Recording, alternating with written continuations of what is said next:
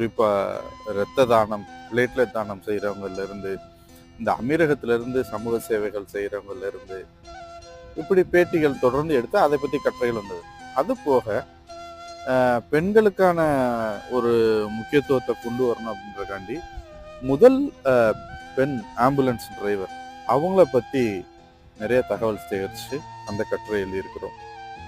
அதுக்கு அப்பாற்பட்டு கேரளாவில் பிணம் எரிக்கிற தொழில் செய்கிற ஒரு பெண் அவங்கள பேட்டி எடுத்து அவங்களுக்கான அவங்க சந்தித்த எல்லா நிகழ்வுகளையும் பேட்டி எடுத்து ஒரு கட்டுரை அந்த மாதிரி ஒன்று இருக்குது.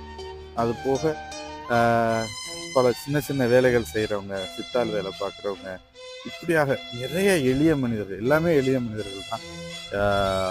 இந்த முகநூல் சமூக ஊடகங்களில் பிரபலமான ஒரு சிலர் தவிர மற்ற எல்லாருமே ரொம்ப சாதாரணமான மக்கள்கிட்ட போய் நேரடியாக பேசி அவருடைய